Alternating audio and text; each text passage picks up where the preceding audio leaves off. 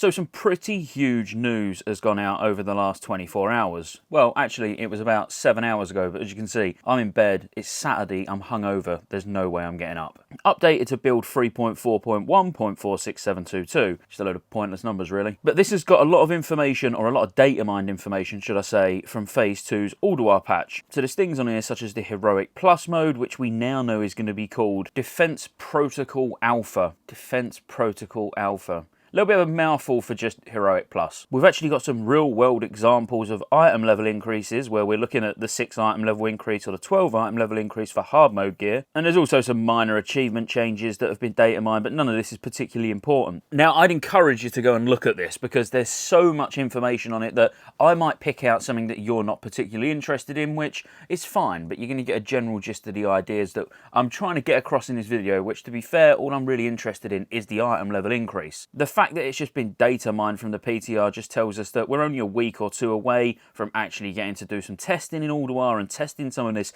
Defense Protocol Alpha stuff, which would set us on course for a January release, like most of us already assume is going to be the case. So data mined has been some new achievements, which is nice. So Defense Protocol Alpha Terminated is to complete all the heroic dungeon achievements listed below. So it looks like this is just another meta achievement containing all of the instances in Northrend. Be nice to see future dungeons added to that list as well, which I'm sure they will, but maybe they'll just be standalone single achievements because they're not going to take the meta achievement away from you and then make you have to get extra dungeons to complete it, if you know what I mean. I'd imagine like Trial of the Champion, when it comes out in Phase 3, will just be a singular achievement, and as will the 3 dungeons that come with ICC as well. But that's a nice touch that they have actually put the achievements in as well. I wasn't expecting that, if I'm honest. There's some data mined changes to classes as well, which I'm not going to focus on too much because sometimes these end up being wrong, but there's one for Dragon's Breath, there's one for Reckoning for Paladins, Elemental Oaths there as well. I'll be honest with you, at first glance on any of these, I don't really see any difference. Reckoning, when it's actually got 5 points in, does give you a 10% chance when blocking or being hit.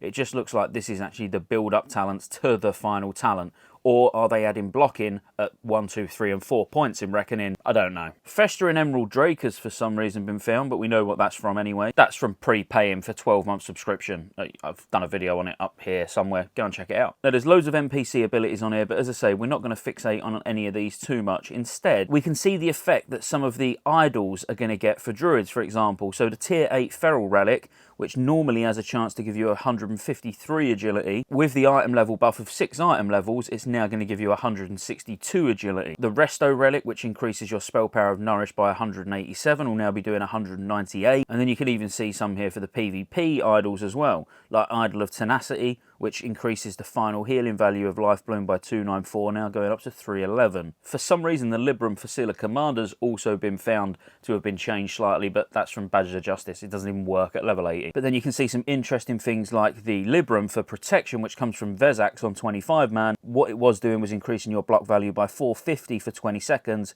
each time you use Holy Shield. Now it's going to increase your block rating by 476. Sorry, block value, not rating. That would be mental. But yeah, block value by 476 for 20 seconds. So that's an extra 26, which that's a big increase really just for 6 item levels. Now, I don't want to just sit and go through all of these that have been found because there's going to be more and more found over the next day or two. So just go and have a look at the post. I do want to talk about 2 trinkets in particular though, which is going to make a lot of people very, very happy. I don't want to skip over Blood of the Old God, but you know Blood of the Old God is only a normal trinket. It's not a hard mode trinket, so it would only see a 6 item level buff is basically what I'm trying to say. So that's actually gone from 12.84 attack power to 13.58. So a decent jump, but you would expect some of the trinkets that are going to go up by 12 item level to see a lot larger jump than that, which is what we're going to get to in a second. So the interesting thing, and now this isn't an exact science, don't get me wrong, but it's roughly there from what I've been looking at. Comet Trail is from Algalon, by the way, and the proc on it ordinarily would increase your haste rating by 726, but now it increased your haste rating by 768. Now this is a hard mode trinket, so it's 239 ordinarily, and it's now going to go up to 251. If we look at the proc and do 726 divided by the actual item level. So if we do 726 divided by 239, for each 1 item level, you would expect to get about 3 haste. So that's where the 726 is coming from. Now, if we buff it by 12 item level, we should be able to predict roughly what it would be based on saying, well, 3.037 haste per item level.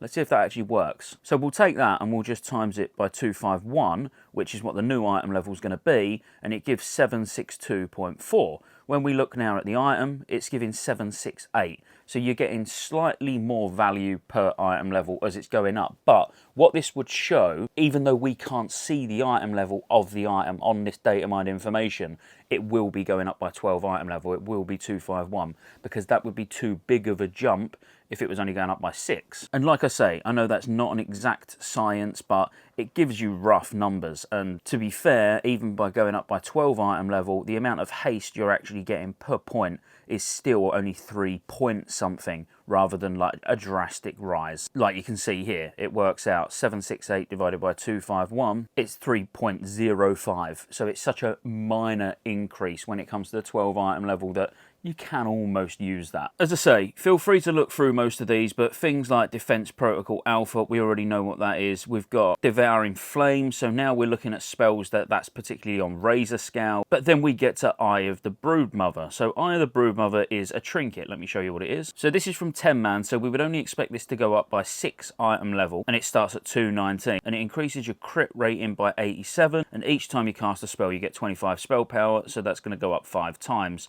So you're going to get 125 spell power when it's stacked. Now what they've actually found is it's going up by 1 spell power each. Obviously you're going to get more crit rating, but it is now just going to basically give you an extra 5 spell power. That's a little bit tight, but also probably around about right for something that's going to end up being a 225 eye level. Is it me, or does that seem really weird? The fact that it's going to go up by 6, it should really go up by 7, so it takes it up to 226.